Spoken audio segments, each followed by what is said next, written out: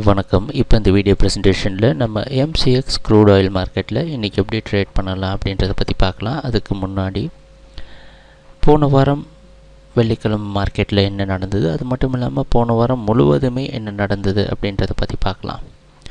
நீங்கள் பார்த்துட்டு இருக்கிறது க்ரூட் ஆயிலோட 7 நிமிஷ கேண்டில்ஸ்டிக் சார்ட். போன வாரம் திங்கட்கிழமை, அதாவது 19ஆம் தேதி மார்க்கெட் ஓப்பன் ஆனது 3100 பக்கத்தில் ஓப்பன் ஆகிருந்தது. நம்ம போன வாரத்திலேருந்தே முழுக்க மார்க்கெட் டவுன் ட்ரெண்டுக்கே சாதகமாக இருக்கும்னு எதிர்பார்த்தோம். அந்த அடிப்படையில் ஓப்பன் ஆனதுலேருந்து பார்த்திங்கன்னா மார்க்கெட் தொடர்ந்து டவுன் ட்ரெண்டுக்கே சாதகமாக இருந்து எல்லா நாளும் புதிய லோ க்ரியேட் பண்ணி புதிய லோவர் க்ளோசிங் க்ரியேட் பண்ணி 2900 வரைக்கும் மார்க்கெட் கீழே வந்து 2925 க்ளோஸ் ஆகிருக்கு. ஓப்பனிங் போன வாரத்தோட ஓப்பனிங் க்ளோசிங் வச்சு பார்க்குறப்ப நமக்கு எந்த ஒரு சந்தேகமும் கிடையாது, தொடர்ந்து க்ரூட் ஆயில் மார்க்கெட் டவுன் ட்ரெண்டுக்கே சாதகமாக இருக்குது. அப்படின்றதில் நோட் பண்ண வேண்டிய விஷயம்லாம் என்னென்னா, நடுவில் 3060 அப்படின்ற இடத்துல மார்க்கெட் மேலே போக முயற்சி செஞ்சுருக்கு.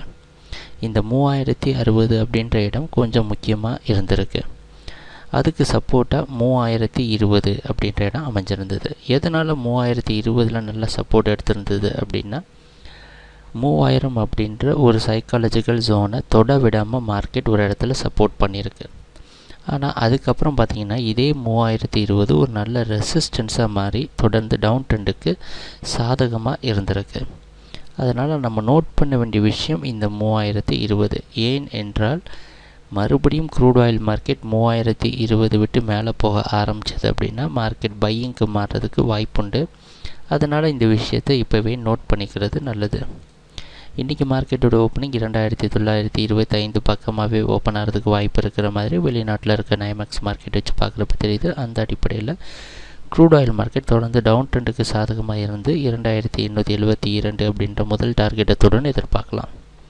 ஆனால் ஒரு விஷயம் நோட் பண்ணோம் அப்படின்னு பார்த்தோன்னா,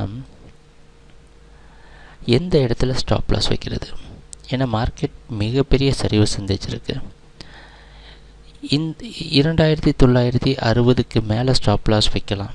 கம்மியாக ஃபண்ட் இருக்கிறவங்க இது ரொம்ப கம்மியான ஸ்டாப் லாஸ்.